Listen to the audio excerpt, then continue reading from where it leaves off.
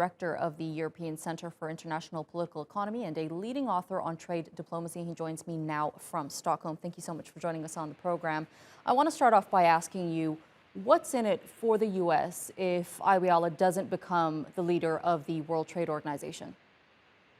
Well, throughout the process, the United States has expressed, especially in the latest weeks, that they cannot see Ngozi Iweala as a DG of the WTO for a number of reasons, but mostly because she has been advised by people that both sides of U.S. politics, both Democrats and Republicans, see as contrary to U.S. interests.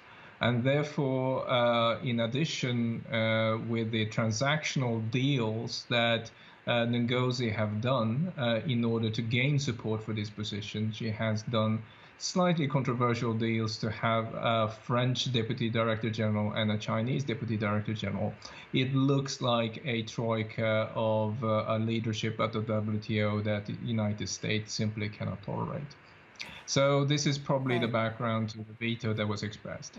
How much exactly of decision-making power does the leader of the World Trade Organization have, and what do these two candidates have to offer?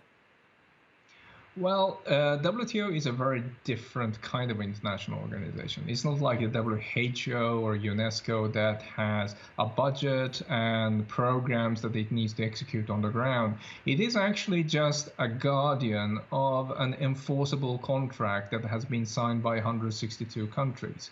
So, in other words, you are more of a steward and a chief legal officer of an agreement to cut tariffs and get rid of trade barriers overall. So, in other words, you can argue that Ngozi, who has an extensive experience from the World Bank, is a very interesting fit to this organization because it is not the kind of a person we would choose.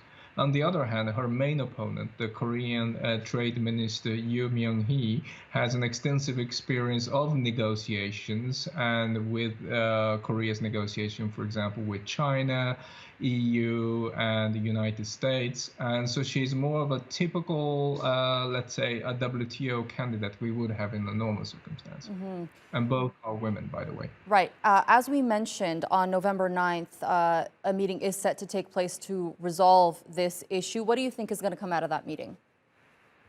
Nothing at all, because that's a formal meeting, and the praxis in the World Trade Organization is that when the winner is announced, you need to express your discontent or the intention to break consensus already at the announcement.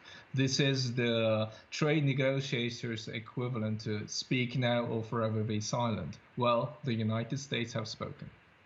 All right, Hosuk Lee-Makiyama, thank you so much for joining us on the program today on Tier 2 World and sharing that insight with us.